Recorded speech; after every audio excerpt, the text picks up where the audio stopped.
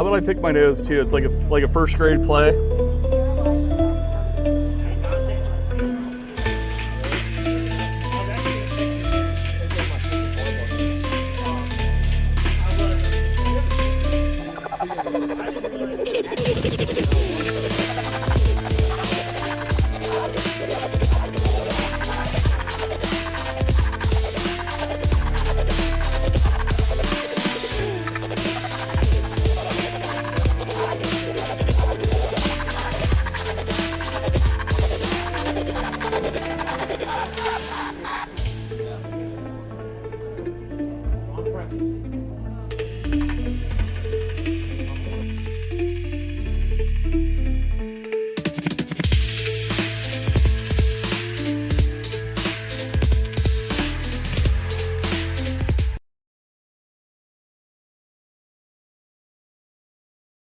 Pickerington North football show.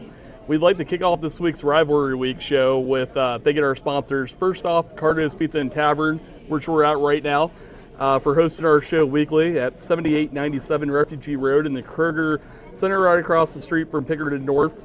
Cardo's perfect pregame place to get a meal with the family before any Pickerington North sporting event. The American Legion Post 283, also right across the street from North. The 10-ounce steak dinner last Friday, a huge success from what I've heard. Jealous I missed it, but heard that went really well. And then also Peterson Home Building LLC. They're your trusted partner for your roof repair and restoration solutions in Central Ohio. Peterson is committed to delivering top quality craftsmanship and exceptional customer service to safeguard your most valuable investment, which is your home, with integrity and precision. Contact Peterson Home Building at 614-549-9596. And just to note, they just did it, gutters and roof in one of my friend's houses, and it was phenomenal. Craftsmanship beyond belief.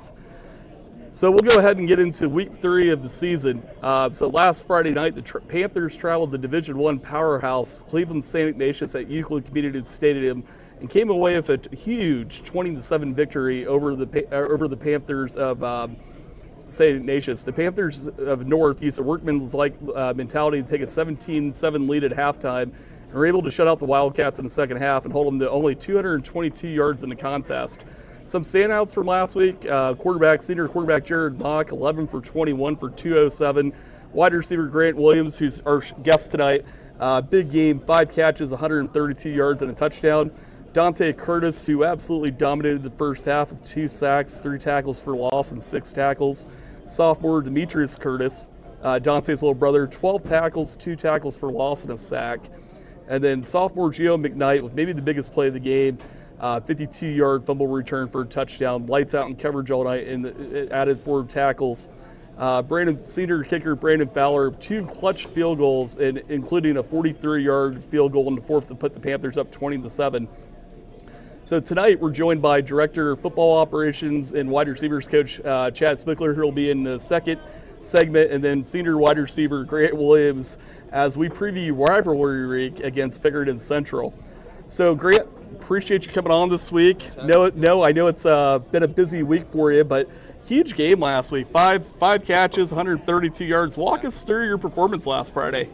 Well, week 1 was my best performance, so I was ready to get back on week 2. So just came out ready to go. Scored a big touchdown for us. Yeah, absolutely. Just kept going after that. So, what do you think the biggest difference was between week 1 and week 2? Just like the little things, gotta line up right, get off press, just really in my playbook and just studying the plays so I can pick apart the defense, make sure to watch film, and just work from there. Yeah, absolutely. So, moving into 2025, so your senior season, you kind of go from being the number 3, number 4 receiver last year. You had some really good moments. You had a big play against Central last year. Yeah. Now Preston's gone. Now, Emmy's gone. Ashton Hampton's gone. You're kind of like that guy. You're the primary target. Talk about that transition you've kind of had to make for your senior season. Being the primary target comes with a lot. You always got to be ready every play. You can't take plays off. And we have a young receiving core, so I got to be the leader and make big plays for us. A lot of shoes to fill. Preston, obviously, a great receiver. Emmy and Ashton also, too. So just filling their shoes, making big plays when they need them. So in between your junior and senior season, what have you had to work on the most? Probably just being the guy, pretty much. Got to make big plays, be in the weight room, be in the film room. It's as much mental as it is physical, so just everything. So what's been the biggest adjustment? Obviously scrimmage season, other coaches have film now. You go from being, maybe the 3 or 4 option now the 1. What are you seeing in a game to where this looks different than it did last year? I'm just getting a lot more looks. I played slot last year, so I moved to outside. People are playing me a little differently. You get a lot more press, and some people play more bail. So just working that, finding open grass to get open. So yeah, obviously too, when you go from the slot to being that X or Z, yeah. You're taking on better players too, right? Yeah. You're playing against the number 1 corner. You're no longer the outside linebacker, the safety. So obviously that's got to be an adjustment too. It is, yeah. So your off-season work. So you go from being the guy now. How chemistry of Jared? How much work have you guys put in that in 7-on-7s off-season camps? Yeah, I started this summer pretty much. Got to get on the same page, run the routes after practice. 7-on-7 is big. We got a lot of running routes. I got to a lot of new routes. So that was good too, and just being on the same page with him is really what we needed. So you mentioned the younger guys. You got a younger receiver this year. So how are you trying to teach them the way? Me, I wouldn't say I'm the most vocal, but I like to lead by example. It's in games, I'll make big plays. Hopefully they can build off that and see that and just see what I'm doing. So I like to make a lot of big plays. Yeah, even you saw Jacob Stanley's long pass last week. That's got to for the room, that's got to get the guys pumped. You start seeing other guys starting to contribute. Yeah. So what makes you a tough matchup on a weekly basis? I would say my speed. Okay. I'd say I can get a lot of DBs with my speed and just being aggressive, I'd say speed's a big thing. So, I know who you play for, Coach Spickler, Coach Gasper. Yeah. How important is attention to detail in what you do on a play-to-play weekly basis? Oh, yeah, it's big, got to be disciplined, can't have a lot of missed assignments, got to run the right route every time, and you can't take plays off. How important is your footwork too? How you come off the line, especially you being a number 1 receiver now, you got guys trying to jam you. Yeah. You've got, every technique as a defensive back. How important is your footwork? I have to be quick, get off the line. If I get jammed, it could screw the whole play up. So I got to be quick, get to my spot, and go from there. Yeah, absolutely. So at the college or pro level, what receiver do you emulate your game off of? Or who's your favorite person to watch at college in the NFL? I would say Cooper Kupp. Okay. A lot of people call me Cooper Kupp. He's a smaller guy, but he does all the little things right. So he's always in the right spot at the right time. Yeah, heck of a route runner too. Uses, maybe not the fastest, maybe not the biggest, but he gets open. And kind of like you were mentioning, getting to the green grass, right? Yeah. So you'd already kind of hit on this. So you got a new group of receivers. Ethan Zanari really getting on the field for the first time. Caleb Stanley, Tice Ward, Marcus Ray. And you already kind of mentioned your, development as a leader in the room. What is the message you have for the receiving corps coming into the season, and especially in a game like this Friday? You've been there, you played in a central game. Maybe these other guys haven't. What's your message this week? We just gotta keep our emotions in check. We gotta make big plays, but also don't let the game get ahead of you. Don't get personal penalties on you and everything. So just do what you're told and just follow the script. Yeah. So what are your goals for the season? So Grant Williams, what are your goals for 2025? So Preston set that record last year. Yes, he did. I've been chasing that receiving record, so that's what I'm going for this year. Okay. Okay. Anything else individually? Win the OCC. Win the OCC. Be Central, obviously. That's the main goal. Win the OCC. Get to the playoffs and win state. Yeah. That's the big 3. Absolutely. Well, you got everything in front of you. Yeah. So, obviously a younger offense this year, you really don't have any gimme games, So, you start out with St. Ed, St. Ignatius, Pick Central. What areas do you see the offense developing in, from maybe last week compared to last, last, or from game 1 to game 2?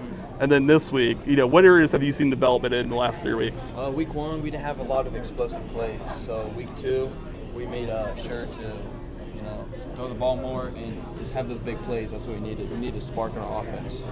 So, how important is, during a drive, creating momentum, right? So, obviously, you don't want to be labeled as a big play offense, but, at the same time, too, you got to have them. How important are big plays for momentum in a drive? I think they're really big. It builds everything. Having a big play like that, scoring a touchdown, then the defense builds off that, and you have momentum the rest of the game. So I think that's very good. Yeah. So how good you're going into week 3. How good can this offense be? By like week 9, week 10. I think it'd be really good. A lot of the young guys, once they get that confidence built up, I think it'd be really good. Have a lot of big playmakers and everything. So. And you saw glimpses of it last week. Like guys getting open, maybe didn't finish the play, but I think you're seeing more glimpses of it. Correct? Yeah. So tell us, we just talked about, playing in the rivalry game, right? So you got the start twice last year against Pick Central, correct? So, rivalry games of this magnitude against Pick Central, getting to, line up against your crosstown rival, what does it mean to you? It means a lot. I grew up with these guys, played with them since PYA. We all know each other. It doesn't get bigger than that game, so it'll be really fun. Yeah, so, talk about, twice last year, you see like Jake Butt, you see Godwin Igwebuike, legends at North, kind of laid the groundwork before you. How cool is it to have them come back before a game, knowing what they accomplished, and they were taking the time to speak to you guys? What is that like as a player?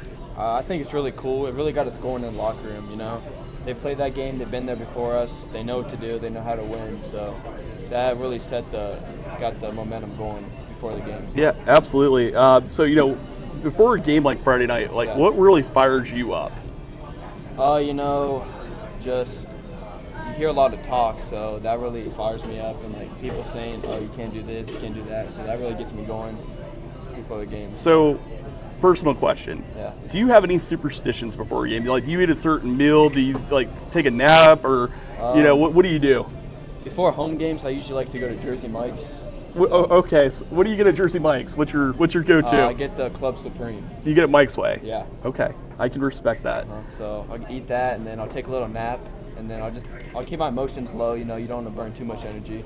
So I'll be calm before the game and stuff, and then just go out there and play. Yeah, absolutely. So, you mentioned, you grew up watching the North Central game. Yeah. Obviously a lot of these guys from PYA you played with and played against. What is your first memory of the North Central game growing up? Probably a big one for me was when Harry Cronbink hit that game-winning field goal. Yes. And we all went onto the field and celebrated and stuff, and that was a big memory. So you would have been 8th grade freshman? Yeah. Okay. Yeah, that was probably the most insane, 10 points, minute 40 left. Yeah. I don't ever remember a comeback like that. So, 13-10, I recall. Yeah, that was a heck of a night at the stadium. So, we often, one thing, I've really hit on in this series is big players make big plays. Yeah. You look at it last year, Preston had the big game, game 2 special teams. Yeah. Michael Taylor, game 1 last year, broke the rushing record single game. Yeah. Talk about the importance of your big players making big plays on Friday night. Yeah, I think it's a big thing, in big games like that, you're going to need players to stand out, make big plays, be there for your team. So I think that's a big thing. So how do you stay within yourself, though? Like you mentioned, it's all kinds of noise this week, right? It's social media, friends texting you. How do you stay focused, with your week of preparation, play within yourself, but then also try to be a threat? Yeah, I think it's a big thing. Don't let the emotions get to you or all the talk. I think the biggest thing is you stay with the people you have. So just pick North football. That's all you can listen to. Listen to your coaches, listen to everybody, don't listen to anybody else. So that's pretty much the big thing. So, obviously games on the CW Friday night. How cool as a player, I was here 20 years ago. We never got to play on TV. How cool is it, get to go home and watch your game afterwards, especially after a win? Maybe family, maybe not able to make it, but they can still watch your game on TV. How cool is that for you? Yeah, I think that's a big thing. It's kind of feels like you're in college, on game day and stuff. So I think it's the whole community can watch you, and so I think it's really cool. It's really cool. Absolutely. So let's talk about the fans, right? So first home game this Friday. Been in Cleveland the last 2 weeks. New scoreboard. It's going to be a sellout crowd, probably 10,000 plus. How important is it for the student body to show up and the fans, to make it a hostile environment? And what would your message be to them? It's a big week. It's going to be sold out. hopefully everybody comes and supports, which I know they will. So just everybody in the community being there for us, it really helps us. So I think that'll be big. So, like, the first time you stepped on the field for a North Central game, what were your emotions? I mean, it was great. You get all the fans yelling. It doesn't get much better than that. Friday Night Lights, that's as good as it gets. It's a little bit different being in the stands than walking out the tunnel, correct? Yeah, absolutely. So, tell us your plans. So, after your senior year, so, I know you got an offer from Grand Valley State and talking to some service academies. You also play baseball too? Yeah, I do. Okay, so, what are your plans for, after college? What do you want to major in?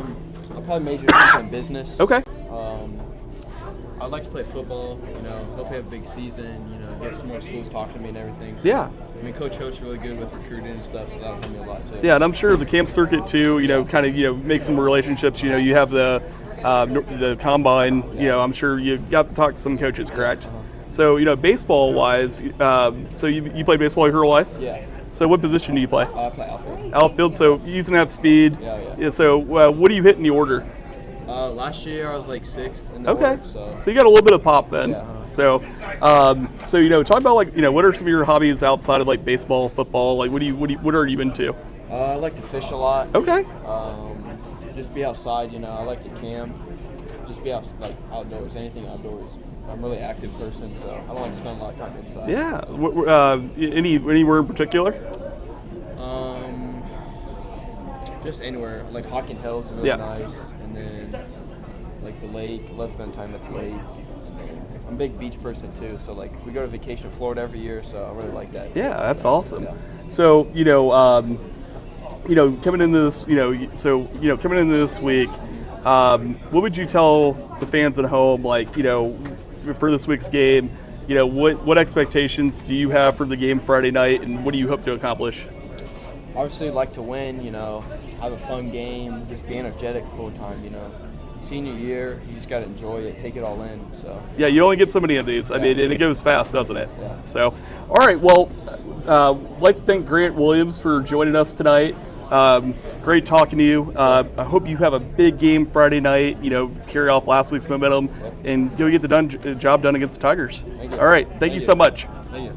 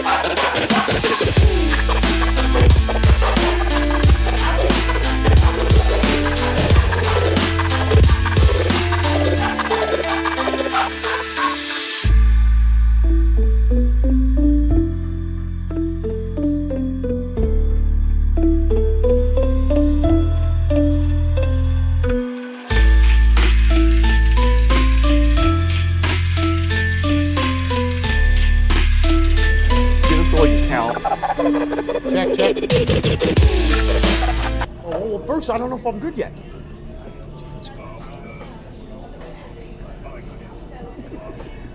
All right, we'll go ahead and welcome Director of Football Operations and Wide Receivers Coach Chad Spickler to the show. Chad, thank you for joining us tonight. Busy week for the Panthers, but I appreciate it, Keith. Thanks for having me. And unfortunately, this guy knew me 20 years ago as a 17, 18-year-old kid, and here we are 20 years later. I can't believe it's been – time flies by when you're having fun, right? Yes, sir. Yeah, absolutely. So, talk about your career. So, you've worked you started at UA, went to Bexley with former head coach Tom Phillips, came to North with Tom. You had stops at Grove City, Reedy, UA, Canal. talk about all those experiences, and then what made you come back to North 4 years ago. Yeah, so I transitioned down here from Northeast Ohio in the winter of 2001. The former head coach here prior to Coach Ulrich, Tom Phillips, was a middle school, high school football coach and educator of mine at Boardman High School in Northeast Ohio, and had the opportunity to reconnect with him after my initial season of coaching at Arlington in 04, and we spent 2 years together at Bexley.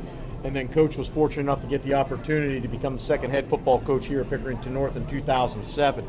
I came along with him for 3 years, and then parted ways after the 2009 season. And that stops, as you indicated, at Grove City, Bishop Reedy High School on the west side, Upper Arlington, Canal Winchester. And then after my second year at Canal Winchester, Coach Ulrich approached me, who we've known for years, and told him it just feeling wasn't right. I had some prior obligations I wanted to finish up at Canal, and then, after that third season, he approached me again, and the opportunity was too good to be true to pass up. So 4 years ago, I was given the opportunity by Coach Ulrich to come on staff, and it's just been a blessing to work for what I consider one of the top head football coaches in the state of Ohio. Absolutely. So, talk about, I remember, 2010, 2011, you went to Grove City. Yes. You went back with Jordan. Yes, so Freddie came too. So Yes, Freddie sir. went back. So a little for viewers at home. So 2009, Grove City lost their football program. So the Grove City football staff came over. So it was kind of a North Grove City combined. Obviously the Fuquas came over, the Cranes came over. We had a heck of a team, 2009. And then afterwards, some of you guys went back to Grove City, and the other half of the staff stayed. Those 2010, 2011 games, those were fun. They were very fun. It was, myself at the time and Coach Frederick, who I had just met in the 2009 season, and Coach Christie, who was with us, who I coached with at Bexley and at Pick North, who traveled with us. We had some success in that 2009 season. We were part of the first ever in-town matchup between the Pickerington schools in that playoff matchup in the first round on the other side of the tracks. And, it was just a great atmosphere and a great game. And, we chose to, take a step and go with Coach Jordan over to Grove City and experience some of those, moments in the 2 years we had there. And a great passion for football in Southwestern Ohio at Grove City High School. And, the opportunities that we had in a very competitive game in 2010 at Grove City High School, where we held out for the victory, and then came back here in 11 with just a star-studded cast that Coach Phillips had put together, and they hung it on us pretty good. He put the big fellas in the backfield with Luke Carruthers and Pat Elfline, and we kind of took it on the chin, 50-plus points they put on us that year.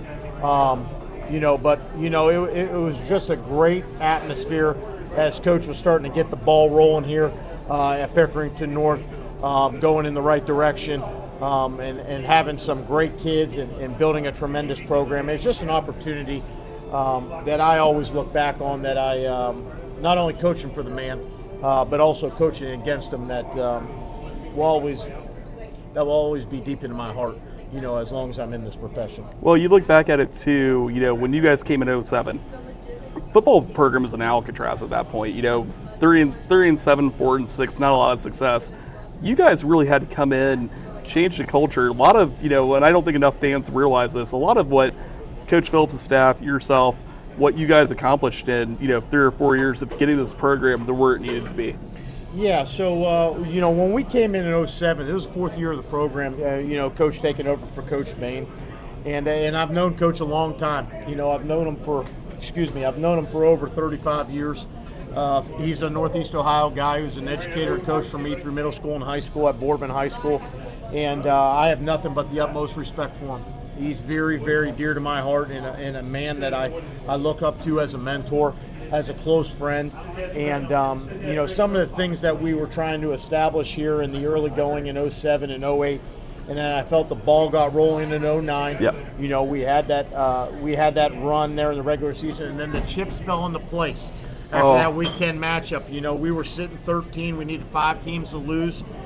They ended up happening, and as we're watching the ticker back then, things formulated to where the pieces began to move, and we lined up with the other Pickerington school here for that 4-8 matchup, at their place for the first ever meeting in Pickerington, that was just legendary. And then as we parted ways after the 09 season, Coach just continued to get it rolling, which culminated in that 2012 team that went to the Final Four game against Moeller. But he steered in the right direction, and then our current head coach Nate Hilrich has just gone above and beyond in developing some talent, getting the program noticed, playing some top teams and having some key victories, but really putting Pickerington North on the map in the state of Ohio. Even in the Midwest, you could even make an argument. Absolutely. And we've had just a great bunch of young kids come through the program who've done not only great things at the high school level, but at the college and professional level. It always helps with getting your program noticed, but it's just a continuous process of helping develop kids and developing your program day in and day out. Absolutely.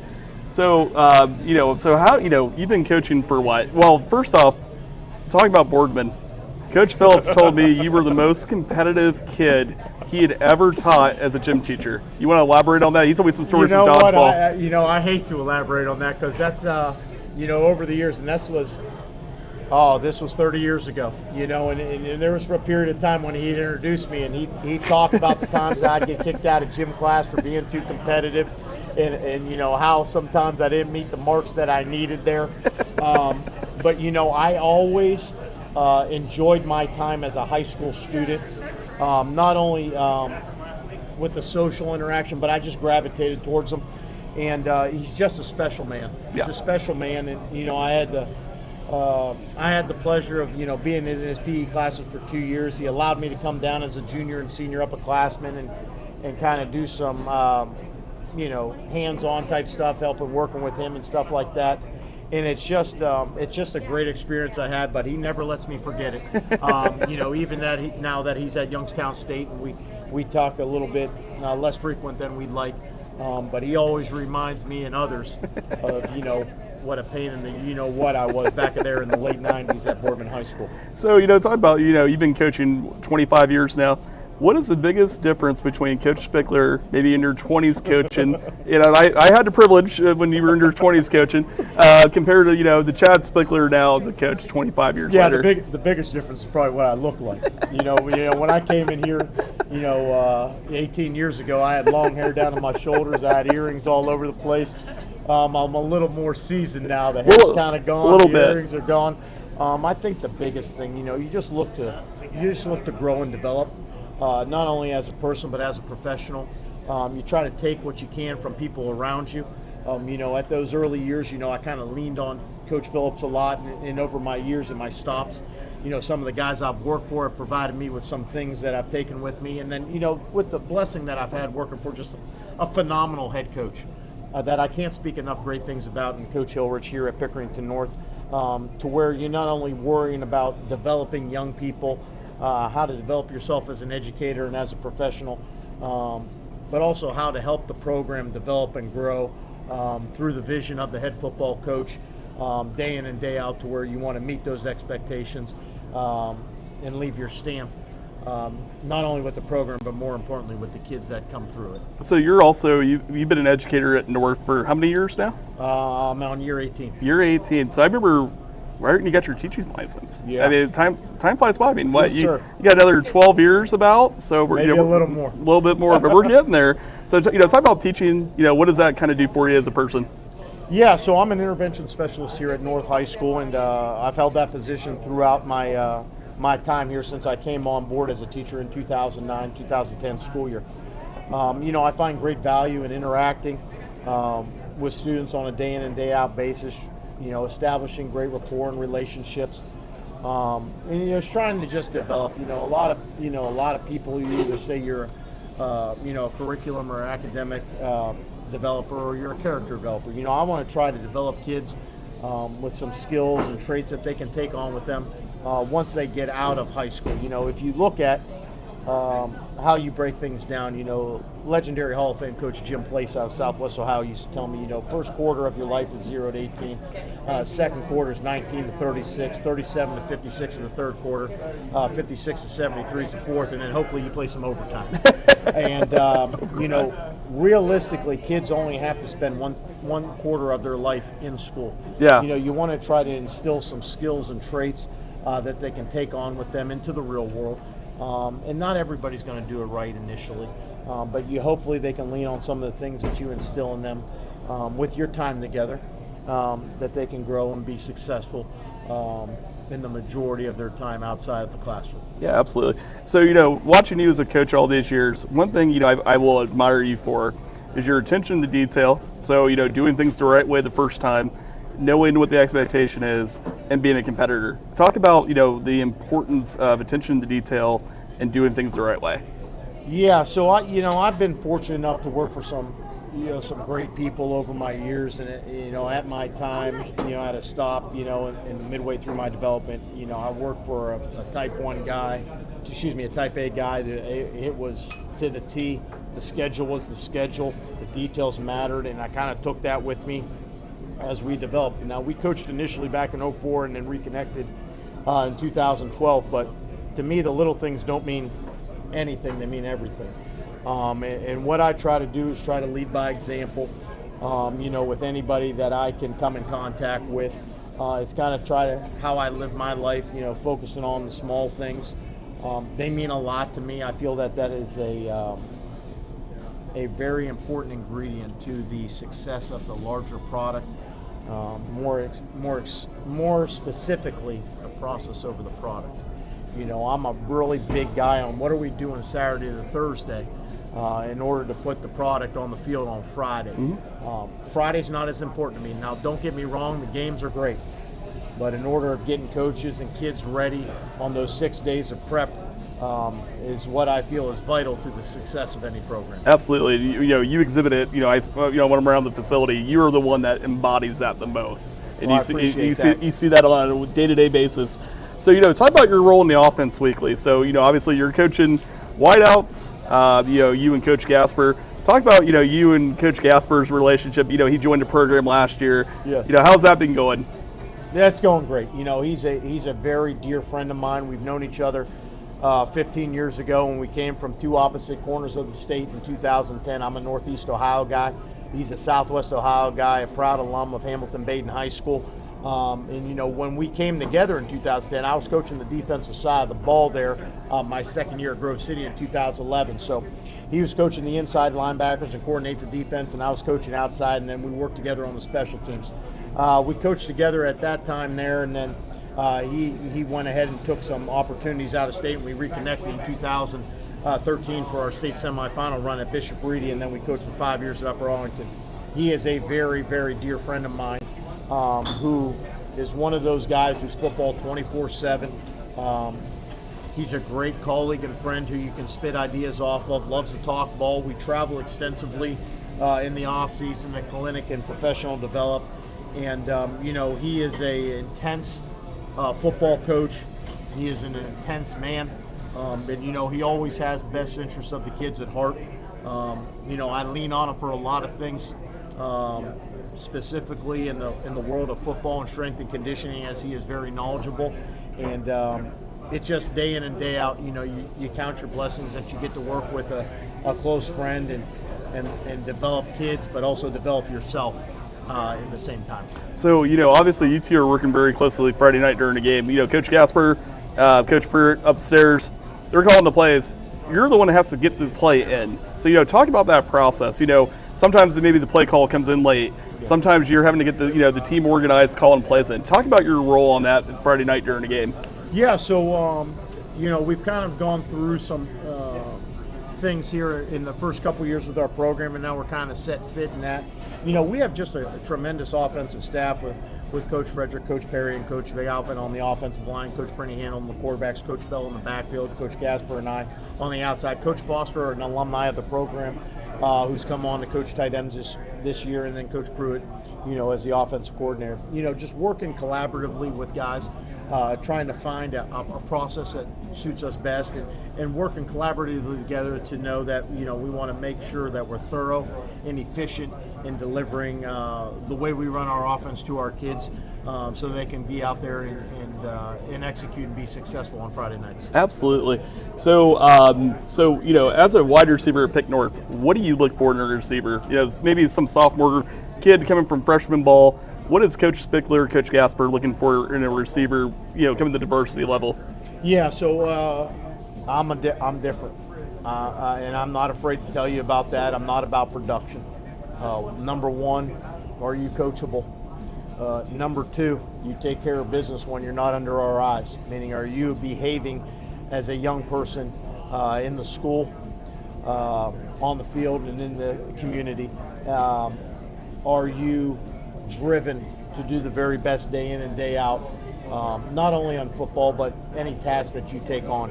And then lastly, are you a competitor? Do you want to go out and do the very best, not for yourself, but for the team?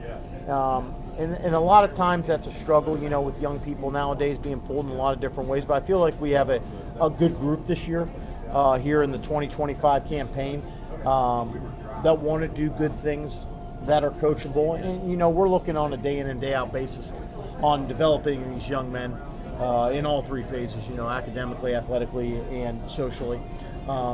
So I couldn't be more happy to come in and day out with some of the personalities we have. We got a lot more quieter group this year. Yeah, not absolutely. a bad thing. Yeah. But really a pleasure to come in every day and interact with these guys and work towards our common goal. Absolutely. Obviously, this season you got a little bit different of a makeup of an offense this year, right? Yeah. So, you just mentioned it. Maybe you lost to Prestons, you lost to Michaels, you lost, Emmy, Ashton. You got a brand new group you're kind of trying to gel right now. Talk about, that challenge, especially, you started a season, against Lakewood, St. Edwards, St. Ignatius, Pick Central. You're trying to bring some of these guys along, and you got Murderers Row, Right. first 3 weeks. Talk about that a little bit. Yeah, so it's you're going to play at a program like this with the reputation our head football coach has, who wants to play the very best, who's had success throughout his entire career. His first 8 seasons at Hamilton Township, his 9 seasons at Pickerington North that he's going into. So we're going to play top flight competition. And Coach wants to play the very best, and he wants to go places and play at the very best places. What we want to do day in and day out is develop kids. Now, a lot of people are seeing that through statistics. We want to see that, and how are you competing every day in practice? Are you on task? Are you attentive? Are you getting better on the daily fundamentals that we're trying to preach here? As Grant Williams indicated earlier, you don't always have to be a vocal guy. You don't have to. But are you coming in? Are you coachable? Are you working to get better at your craft? And then when the show happens on Friday night at 7 o'clock, and the lights go on, are you able to execute what's being asked of you, not only by myself, but the entire offensive coaching staff, and including our head football coach, in order for you, being one piece of that puzzle, 1/11 of the offense, in order to get the job done and put us in a better position to come out with a victory after those 48 minutes. So, obviously, too, from week 1 to week 2, what were some of the things you liked offensively? Maybe some, I thought last week some of the receivers, got open. Obviously, Grant had a big game last week. Caleb had a big catch downfield. You had some guys get open, maybe didn't finish the play. What did you like, from week 1 to week 2 this last week? So one thing we tried to preach a little bit was the history of the program we were going against. And a lot of people, especially Central Ohio, don't know the history of Cleveland St. Ignatius. Coach Kyle. As a player in Northeast Ohio, we played them 30 years ago when they were some of the best teams in the country, often number 1 in the country, and wanted to understand, even though their record might not replicate that here over the last 3 years under Coach Franzinger, that they're still a very good football team. So we went into that game and tried to preach that, they're hungry, and they're coming off a week 1 loss, and they want to show and represent, not only their city, but they're part of the state as well. The biggest thing I can see is, I just want to see development in our guys week to week. Whether that's in the stat column, great, but I don't really care about it. What are we doing? play in and play out? Are we tentative in the plays that we're not in? Are we taking coaching successfully on the side, whether it's through myself, Coach Frederick, Coach Perney, Coach Perry, Coach Galvin, whoever might be down there, halftime adjustments? Are we executing what's being told? Those are some of the things that I look at most consistently. I'm looking at realistically, I'm looking at who are we sitting near, in the game. Are we around our position group, or are we around others that maybe might distracting us a little bit? And I couldn't be more pleased with our effort through 2 games. However, I'm still wanting us to be a little bit more efficient and consistent in our game, whether we're on the field or on the sideline through Friday nights. Absolutely. So you also have another role, Director of Football Operations at Pick North. Not a lot of people at home might not know what that is, what that entails. Now, I get to see it every week, and I will tell you, Coach Spickler is probably the most organized person that you will ever work with. Talk about your role, what all goes into that role on a week-to-week basis. Maybe the things that people, only know behind the scenes, but the general fan doesn't see on a Friday night. Yeah, so we can go in a lot of details of what goes into it, but realistically, my number one job is to make the head football coach's job easier. That is first and foremost, and whatever he needs, I'm there for him. So realistically, we'll talk first 2 games, overseeing the logistics of handling of booking the charter buses, overseeing the schedules on communicating with Coach Hilrich on logistics of time frame and pregame schedule, organization of passes and coaches and who's coming to games, but also supplementing him with, in the off season with fundraising, off season planning, organization of the calendar for our lower levels.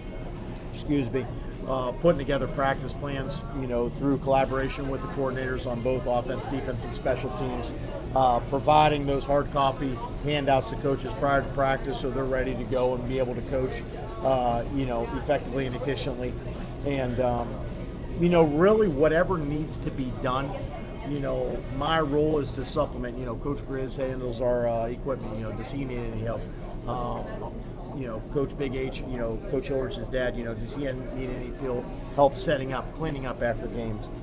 Talking to you and some of the other support staff guys, you need anything with that, organizing and handling of film, practice, and game exchanges and stuff like that. So in short, just whatever the head coach needs to make the program run efficiently and smoothly to his expectations. So, hats off to you. I mean, people at home, this is the most organized individual I've ever worked with in my whole life. So, kudos to you. You can go through the schedule online. Everything is down to the minute. So, kudos to you on that. Appreciate it. So, talk about, your first experience with the North Central rivalry. So, you and Coach Phillips kind of kicked it off, 2008. It's been almost 20 years now.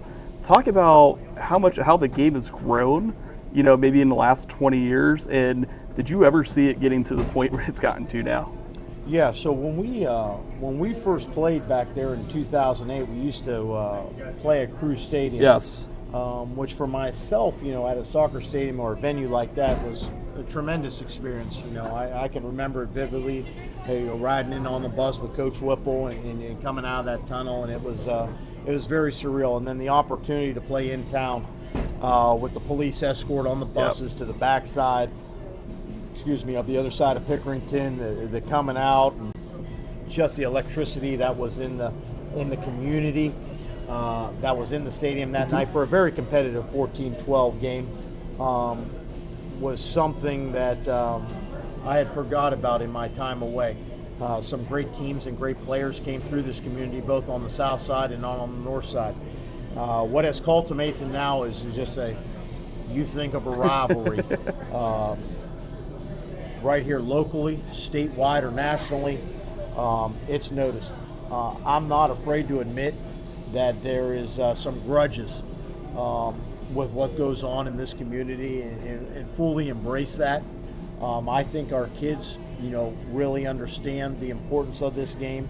And, it's circled on our map every year, right now that it's a non-conference game, and in the future, a possible conference game with the OCC alignment.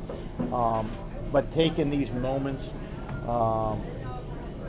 very, very seriously because there's some that you'll remember your entire life, that you'll reflect on with some friends and teammates and others that you'll encounter down the road. But it has grown by leaps and bounds. When we initially played as a fifth-year program here at North, to both very well established in their own right, has allowed us to promote our community statewide and nationally, which is a plus for all sides. Yeah, I mean, you look at the rivalry itself. I mean, it's one of the youngest rivalries, but it's probably one of the most heated and most competitive. You can go back to the 100-year wars of, DeSales, Watterson, even back home in Youngstown, Mooney and Boardman, or, the Holy War, St. Ed's, St. Ignatius, the Holy War, St. X and Elder, Cincinnati. Pickerington North, Pickerington Central doesn't take a backseat to anybody. No, and it doesn't. And one of the big things is, and I'm not putting anything on those programs, it's public school. Yeah. A lot of people have biases throughout the state, whether it's parochial or private. This is hands down probably one of the top public school rivalries in the state of Ohio, and it's really only gone on for about 16, 17 Correct. years since 2008 in that regular season game at Bruce Stadium. But what people don't realize is just the passion that drives this community in athletics, academics, that allows them to come and support whatever side you're on. You might be an educator at North and an alumni at Pick Central, but you're coming out and showing support for our community, for our kids, and what we hope will be a tremendous atmosphere this Friday, September 5th here at North Stadium. Absolutely. So, talk about, blocking out the noise. I talked about it with Grant earlier. Blocking out the noise this week. You got social media. A lot of the kids know each other. Maybe some things said. Obviously, sweeping the series last year. Maybe there's some hard feelings there. How do you block all that out? Keep the kids focused this week, and focus on the task at hand. Well, it's never easy. I talked to Coach a little earlier today. Sometimes the adults are the same as the kids, and the kids are the same as the adults. I think the biggest thing that we got to do is focus on ourselves. More specifically, focus on the individual. You as a coach, you as a player, you as whatever part you have in the game, and making sure that you're preparing yourself to be ready to go when kickoff happens at 7:07 on Friday night.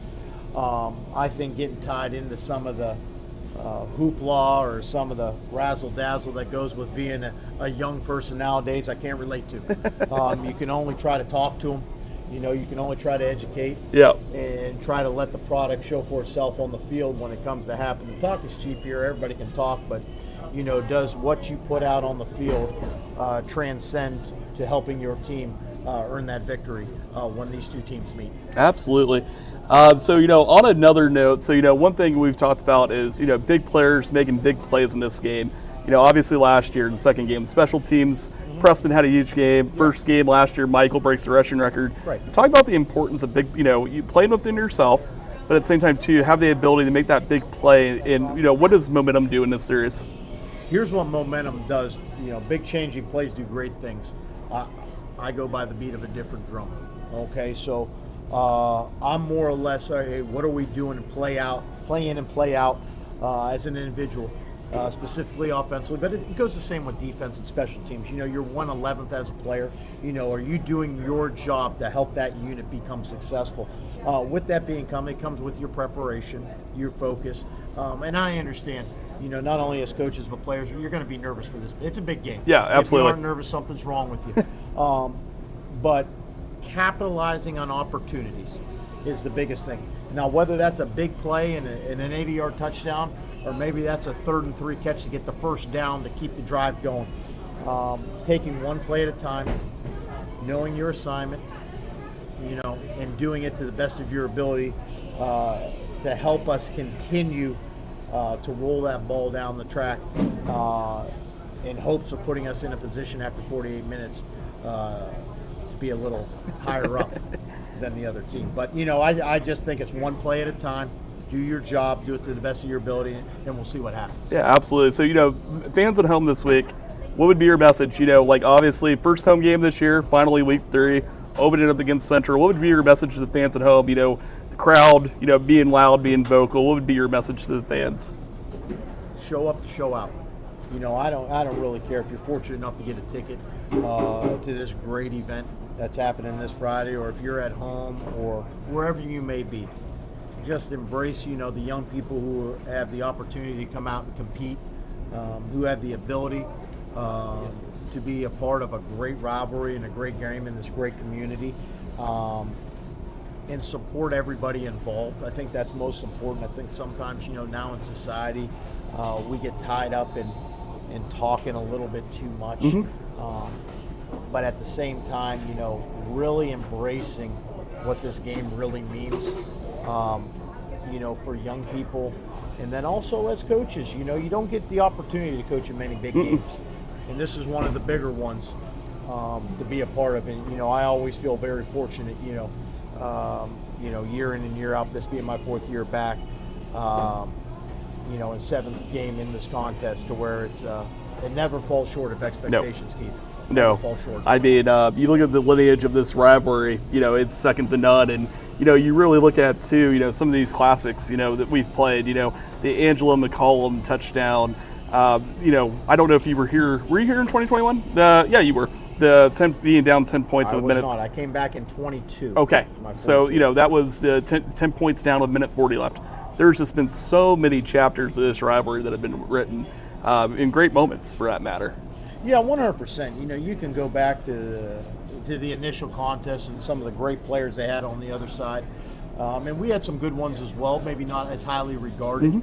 But one thing you're going to get some great high school football talent in this game on both sides of the tracks.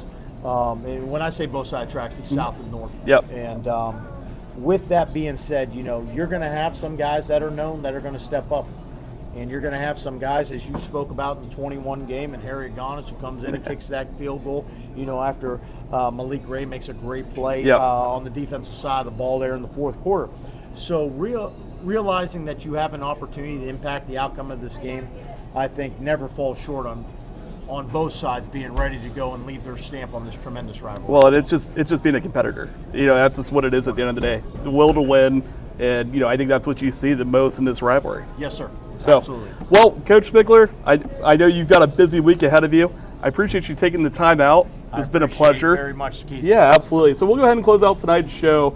So as we've mentioned, it's rivalry week. Obviously, Tigers and Pickerington Central come to town this week. Pickerington Central off to a 2-0 start. Really impressive victories over Gahanna Lincoln, Huber Heights Wayne, led by senior quarterback Rocco Williams, 9th in the state in passing coming in this week. Panthers have a big challenge ahead of them, but they'll be ready for the fight this Friday night. So game starts at 7:07, as Coach Spickler mentioned.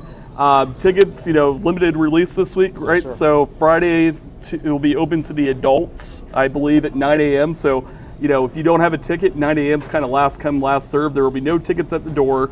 If you can't make the game, CW, I'm sure Coach Spickler is working with the media right now, getting them rosters and stats. So if you can't make it out, just like Coach Spickler said, support in some way. These kids have worked all summer for this opportunity and, really need your support. So as always, remember, go North, beat Central this week.